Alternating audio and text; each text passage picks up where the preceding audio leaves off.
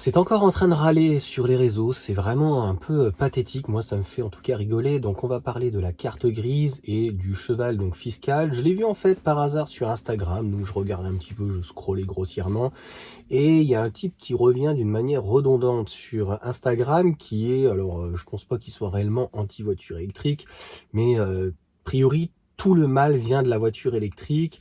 Les voitures qui ont 30, 40, 50 ans sont fantastiques. Il a une vieille 205 qui est toute neuve, qui est magnifique. Je vois pas il est le problème. Je pense que c'est pas un véhicule, vu qu'elle est neuve, avec lequel donc il roule d'une manière quotidienne. Donc c'est uniquement en loisir et donc en collection. Donc les véhicules de collection de toute façon sont autorisés dans les ZFE ou autres. Enfin bref, en fait si tu veux, j'en ai un petit peu rien à faire. Et alors donc il appuie toujours donc sur les voitures électriques, sur Tesla. Bizarrement, et d'ailleurs si le contrôle de la carte grise donc devient trop cher, alors on va quand même en parler très rapidement, je vais te mettre deux informations ici donc sur les tarifs. Ça a pris dans certaines régions 30%, ça reste quand même extrêmement faible, c'est comme d'habitude des taxes. Je tiens à rappeler que quand on achète un véhicule donc d'occasion, mais surtout neuf ou un professionnel, il y a de la TVA.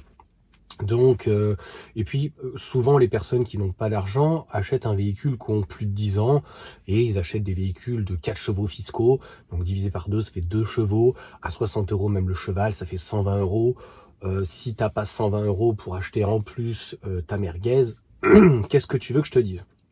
Donc moi personnellement j'ai toujours été habitué à 45-50 euros donc du cheval, et d'avoir des cylindrées entre 10 et 20 chevaux, donc voilà, payer 700, 800, 1000, 1300 euros. Donc si tu peux pas te payer en tout cas la petite taxe de la carte grise, finis à pied. Et si t'en as marre de donner de l'argent en fait à l'État dans les carburants, dans ceci, dans cela, et t'es pas obligé d'acheter neuf, mais t'achètes une petite MG4, t'achètes une petite Model 3, t'achètes une Zoé, t'achètes ce que tu veux donc d'occasion en fonction de ton utilité, et donc tu n'auras pas de TVA, tu n'auras pas de carte grise donc à régler, et l'affaire est roulée. Je pense qu'en fait c'est aussi simple que ça.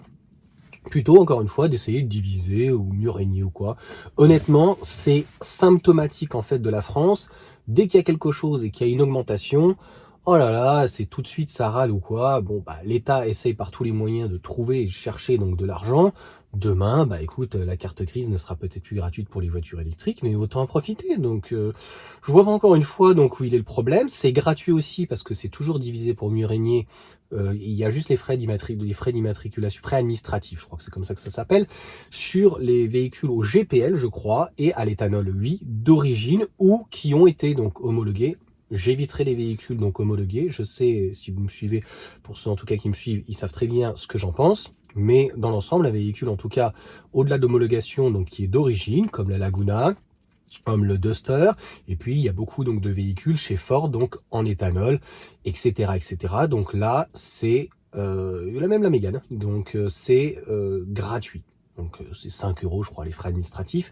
Donc il y a des solutions, mais les gens ils ont des œillères, et puis je dirais que la personne qui a un véhicule de 10, 20 voire plutôt 30 ans pour le quotidien, ça fait 20-30 ans peut-être qu'il a le même véhicule, donc il n'est pas concerné, donc ça sert à rien de râler pour rien. Et franchement, ça va pas changer grand-chose qu'on soit à 50 ou 60 euros le cheval. Encore une fois, la moyenne d'un véhicule en termes de puissance, c'est 90-110 chevaux, donc c'est 4, 5, 6 chevaux fiscaux. Donc c'est pas ça honnêtement qui va te tuer, tu n'es pas concerné. Et comme je viens de te dire en plus, au pire tu prends un véhicule qui a plus de 10 ans, et donc ta carte grise est à moitié prix. Donc franchement, c'est pas là où l'État prend le plus. Je tiens à rappeler que si tu fais 5, 10, 20, 30 000 km par an, regarde toutes les taxes que tu mets donc dans le carburant. En fait, la question est de savoir, plus tu vas faire de kilomètres, plus tu vas mettre de carburant. Au lieu de mettre du carburant, est-ce que tu préfères pas rouler dans une voiture plus récente, et notamment en électrique, avec son agrément de conduite? Donc voilà, on fera pas le monde de toute façon avec ces personnes-là. Donc l'augmentation en fait de la carte grise, ça me fait une belle jambe, mais c'est un fait. Donc oui, le chiffre est assez fort, 30% en tout cas en Normandie, et puis beaucoup de régions donc qui sont à 60 euros le cheval. Nous ne sommes pas concernés pour les voitures électriques, mais il y a aussi le GPL, il y a aussi l'éthanol. Donc voilà, en tout cas pour ces petites informations, suite au prochain numéro. Et d'ailleurs, si tu achètes une voiture électrique, l'électricité, donc réglementée en tout cas au niveau donc d'EDF, va baisser normalement en février. Donc franchement, pour moi, tous les voyants sont au vert. Donc ça prouve bien que les Français dans l'ensemble sont pas, on va dire, encore assez ouverts dessus.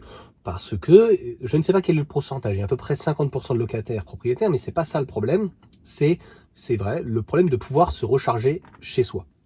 Puisque à partir du moment où on va se recharger à l'extérieur, c'est beaucoup trop élevé, donc il y en a qui le font, ça se fait, ou sur son parking, j'ai déjà fait plein de vidéos là-dessus, mais ça voilà, on va pas revenir en tout cas là-dessus, il y a des solutions, et ça reste de toute façon toujours moins cher, mais encore une fois, le gros plus de la voiture, qu'on soit en appartement, en maison, locataire, propriétaire, à partir du moment où on peut se recharger chez soi, ben, ça évite d'aller à la station, on prend un petit gonfleur, et on gonfle ses pneus directement aussi chez soi, et voilà, mais en termes de proportion, je pense que pour les maisons, on doit être au moins à 30%. Donc, il y a 30% de la population qui n'est pas impactée, sans compter tous ceux qui sont en appartement, qui ont des parkings, ou qui peuvent se brancher, ou qui peuvent installer des bornes. Et puis, ceux qui sont en appartement, nous, c'était notre cas en appartement, où des fois, on a une prise extérieure, on a un balcon, et on peut même tirer, puisque la voiture est éventuellement donc juste en bas.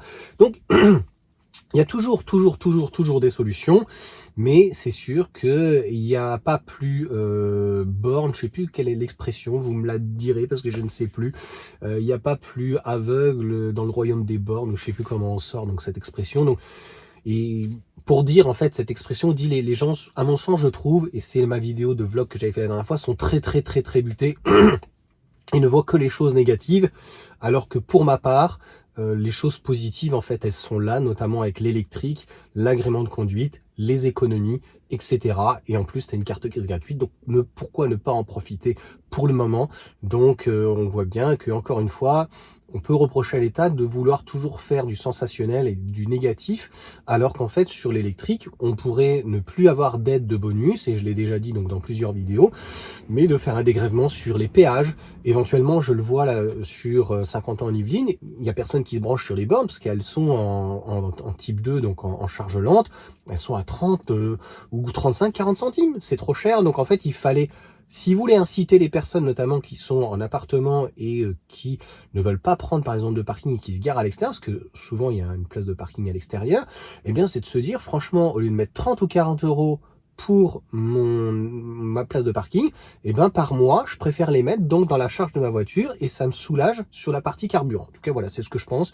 Et encore une fois, c'est pour ça que je fais des vidéos, donc pour apporter des solutions, une aide et pas pointer du doigt ou dire voilà, c'est bien fait pour vous ou quoi.